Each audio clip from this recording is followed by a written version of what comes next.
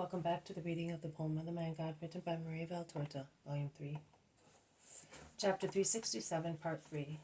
The Thursday before Passover at the Temple.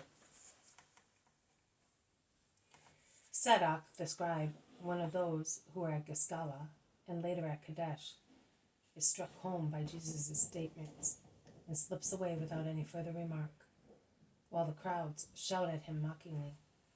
"Be silent! This place is sacred," says Jesus. And he says to the woman and to those who are with her, "Let us go. Come with me where they are waiting for me."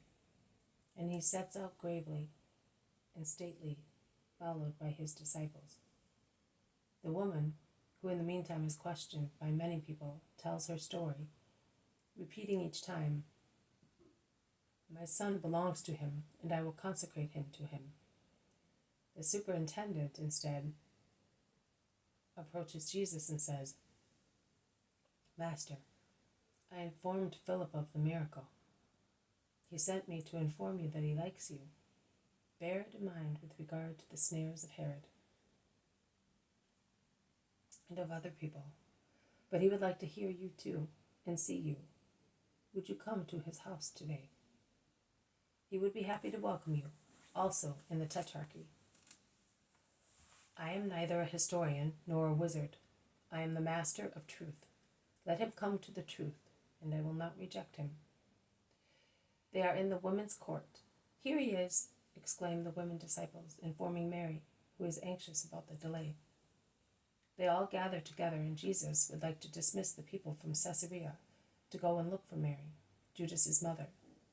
But Dorcas kneels down and says, "I have been looking for you before this woman whom you want to find, and who is the mother of one of your disciples. I was looking for you to say to you, 'This son is yours. He is my only son, and I consecrate him to you. You are the living God. Accept him as your servant.' Do you know what that means? It means that you are consecrating your son to sorrow, that you will lose him as a mother, and you will gain him back as a martyr in heaven.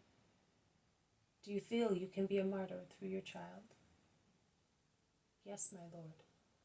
I would have been a martyr through his death, and I would have suffered the martyrdom of a poor mother.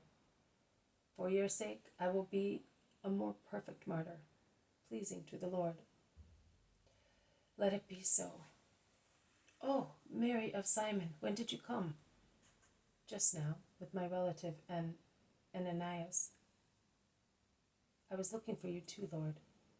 "I know. I sent Judas to tell you to come. Did he not come?" Judas's mother lowers her head and whispers, "I left the house immediately after him, and I went to Gethsemane, but you had already gone away from there. I ran to the temple, and now I have found you, in time to hear this girl, who is already a mother and so happy. Oh, I wish I could speak to you as she did, Lord, of a newly born Judas, so meek, like one of these little lambs." And weeping, she points at the bleeding lambs that are going to be sacrificed. She envelops herself in her mantle to conceal her tears. "Come with me, mother. We will talk in Joanna's house. This is not the right place." The women disciples take Judas's mother into the middle of their group, while her relative Ananias mixes with the disciples. Dorcas and her mother-in-law also go with the women disciples, and Mary of Alphaeus and Salome are enraptured while fondling the child. They go towards the exit, but before they arrive there, a Roman slave brings a waxed tablet to Joanna, who reads it and replies, "Say that it is all right, this afternoon in my house." Then it is the joyful cry of Jaia and his mother when they see the Savior. "Here he is! Here is the giver of light! May you be blessed, light of God!" And they prostrate themselves, beaming with happiness. People gather, wonder, understand, praise. Then there is old Matthias, the man who gave Jesus and his disciples hospitality in the stormy night near Jabesh Gilead, and he venerates and blesses the Master. And there is Margium's grandfather and the other peasants, to whom Jesus says, after speaking to Joanna, "Come with me," as he already said to Dorcas, Jaia, and Matthias. But near the Golden Gate, they meet Mark of Josiah, the faithless disciple, who is speaking animatedly to Judas Iscariot.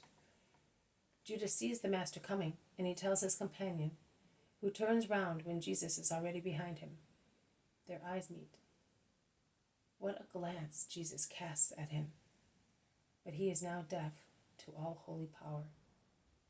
In order to run away at once, he almost pushes Jesus against a column.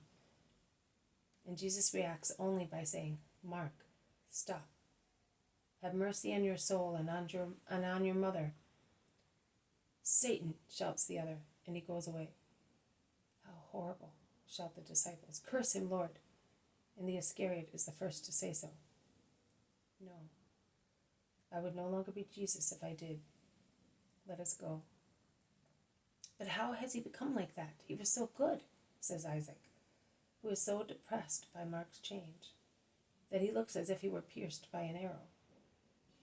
"It's a mystery. It cannot be explained," say many of them. And Judas of Kerioth says, "I made him speak. Everything he said was heresy, but he said things in such a way that he almost convinced you. He was not so wise when he was a just man." "You should say that he was not so foolish when he was possessed near Gamala," says James of Zebedee. And John asks, "Why, Lord? Did he not injure you so much when he was possessed? Could you not cure him so that he may not injure you?" Because he has now accepted an intelligent demon in himself. Formerly he was the abode of a legion of demons who had occupied it through violence, but he did not consent to having them. Now his intelligence wanted Satan, and Satan has placed an intelligent, demoniacal strength in him, and I can do nothing against this latter possession.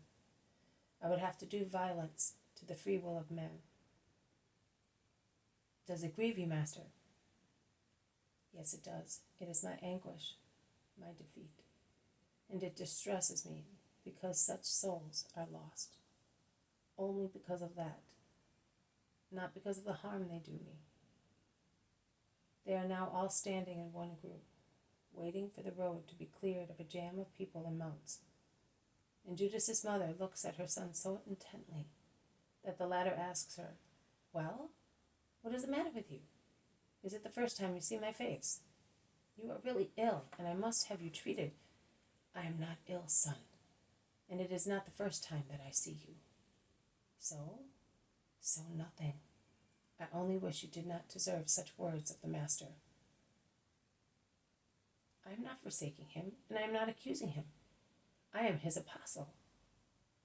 They resume walking until Jesus stops to greet Joanna and the women disciples who are going to Joanna's house with her. All the men instead go to Gethsemane. We could have all gone there. I would have liked to hear what Eliza says. You will see her, because only today she will be told, and by me, that I am entrusting Anastasia to her. "And is there a banquet this evening?"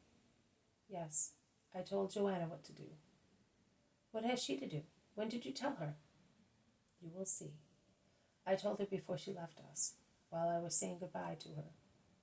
Let us go quickly in order to be in Joanna's garden in good time."